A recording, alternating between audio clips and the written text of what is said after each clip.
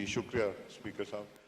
तो जिस तरह मैं कह रहा था कि जो 2019 में एग्रीमेंट साइन हुआ, एक तो यू टर्न होता है मगर एक होता है वादा खिलाफी। हम यू टर्न को वादा खिलाफी या जबान दे के मुकर जाना कहते हैं। इसकी वजह से ना सिर्फ पाकिस्तान के अवाम ने सफर किया मगर हुकूमत पाकिस्तान ने भी सफर किया। हमारे एलाइज और हमारी अपनी जमात नहीं थी इस फेवर में कि हम इतनी कीमतें बढ़ाएं, मगर आपके पास रास्ता क्या छोड़ा था पिछली हुकूमत ने?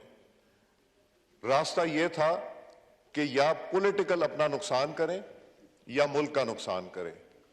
इस धरती का जिसको हम मां कहते हैं, इसका नुकसान करें। तो ये फैसला, मुश्किल फैसला सारी एलाइज, सारी जमातों ने जो आज हुकूमत में बैठी हैं किया कि पाकिस्तान को नुकसान होने से बचाने के लिए हमें ये सख्त फैसले करने पड़ेंगे जिसमें शायद हम पॉलिटिकली लूज करें। मगर मुझे यकीन है कि जो जिनकी नीयत ठीक होती है उनके लिए अल्लाह ताला भी रास्ते बनाते हैं।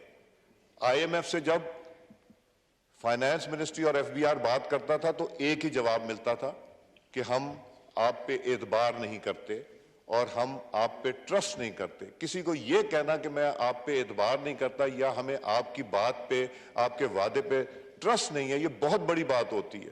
हमें कोई कह दे तो मेरा ख्याल है डूब मरने का मकाम होता है, मगर जो पिछले हुक्मरान थे, प्राइम मिनिस्टर जो थे साहब, उनके लिए शायद ये नहीं था। फिर जाते जाते जो IMF से कमिटमेंट की थी वो पूरी करने के बजाय उन्होंने और मुश्किलात पैदा कर दी कीमतें कम करके। और वो किसको डैमेज कर रहे थे? और जिस दौरान वो धरने की बात कर रहे थे, एजिटेशन की बात कर रहे थे, उन्हीं दिनों में पाकिस्तान की टीम IMF से नेगोशिएट कर रही थी। उन्हीं दिनों में बाकी ममालिक से नेगोशिएट कर रही थी। तो वो क्या कहना चाहते थे कि उनके लिए अपनी कुर्सी अजीज है, मगर पाकिस्तान को बचाने के लिए उन्होंने वही काम किया जब चीन के सदर पाकिस्तान आ रहे थे और उन्होंने इनकार कर दिया कि मैं धरना नहीं खत्म करूंगा, और उनका यहां का विजिट कैंसिल हो गया।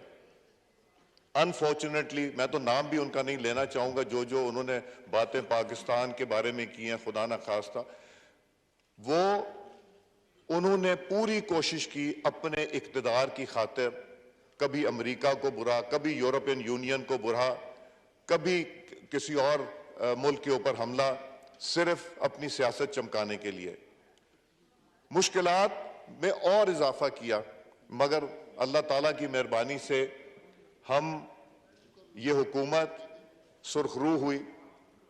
जो फाइनेंस मिनिस्टर ने ये बजट दिया, ये सिर्फ इनका बजट नहीं है, ये सारी एलाइज का बजट है। इसमें मुशावरत हुई। और मैं ये बता दूं कि अगर मिफ्ता साहब को मैं खिराज तहसीन इसलिए पेश करना चाहता हूं कि जिस हिम्मत से इन्होंने तनकीद बर्दाश्त की, और अभी और करेंगे तनकीद ये बर्दाश्त, और हमारी भी की, ये नहीं कि सिर्फ ऑपोजिशन की ऑपोजिशन ने इनकी तनकीद करके इनको रास्ते पे लाने की कोशिश की। ये इनकी बहुत हिम्मत है। इनसे लोग लिबर्टीज ले लेते हैं। हमारे फॉर्मर फाइनेंस मिनिस्टर इसहाक डार साहब होते थे, फैसले करते थे, दिन रात काम करते थे, बोझ भी उठाते थे और अल्हम्दुलिल्लाह अच्छे फैसले करते थे। ये भी उनके नक्शे कदम पे चलते हुए इन्होंने जो फैसले किए वो मुशावरत के सिए। कोई एक फैसला इनका अकेला नहीं है, अगर है तो बता दें। मैं तो कई दफा ये सिचुएशन देखी है कि मुझे खदशा था कि हम लोग, मुझे शामिल कीजिएगा उसमें, कि सिर्फ बातों से नहीं बल्कि हाथों से भी शायद इनको समझाते। वही ऐसी नौबत आ गई थी, इसलिए कि एक तरफ महंगाई और मिफ्ता और दूसरी तरफ हम सारे। और मिफ्ता कहां? मिफ्ता बीच में फंसे हुए थे कि इन्होंने रास्ता निकालना था, और रास्ता निकाल के मुशावरत के साथ, जिसमें प्राइम मिनिस्टर साहब का भी बहुत बड़ा रोल है, हमारे कुलीग्स का भी बहुत बड़ा रोल है, इन्होंने किया, ये काम किया और आगे भी करेंगे। मगर सिर्फ एक बात है कि जब मिफ्ता साहब टीवी पे आते हैं तो लोग घबरा जाते हैं। जिस तरह वो एक ज़माने में कहते थे ना, बच्चों को सुलाना हो तो किसी डाकू का नाम ले लो, वो कहते हैं कि कुछ बढ़ने वाला है। तो इनको या तो बड़े सिंपली ये एक्सप्लेन करते हैं। आज लोगों ने कहा कि जी ये पहले से बता देते हैं कि जी अब ये होने वाला है। इन्हें लोगों को हकायक से आगाह रखना इनके लिए ज़रूरी है, और इन्होंने मेहनत भी बहुत की है, क्रिटिसिज्म भी ली, इनकी टीम ने भी, एफबीआर और फाइनेंस ने भी की। हम फरिश्ते नहीं हैं, हमसे गलतियां होती हैं, हम मुश्किलात से भी गुजरते हैं, हम सीखते भी हैं, हम लोगों की बात भी सुनते हैं। मेरा ख्याल है पहली दफ़ा हुआ है कि प्राइम मिनिस्टर ऑफ पाकिस्तान ने और सारे एलाइज ने बैठ के बिजनेस कम्युनिटी की को तकरीबन मेरा ख्याल है 3 बजे से लेकर रात 10 बजे तक 7 घंटे उनकी गुफ्तगू सुनी, उनकी तजावीज़ ली। वहाँ मिनिस्ट्रियों के डेस्क बने हुए थे, जिनकी रिकमेंडेशंस थी वो रिसीव की, और उसके बावजूद एक कांस्टेंट इंटरेक्शन का program FBR, finance, commerce and prime minister secretariat में खुद प्राइम मिनिस्टर साहब लेते रहे। हम लोग कारोबारी लोगों को इनकरेज करना चाहते हैं, उनको फ़रोग देना चाहते हैं।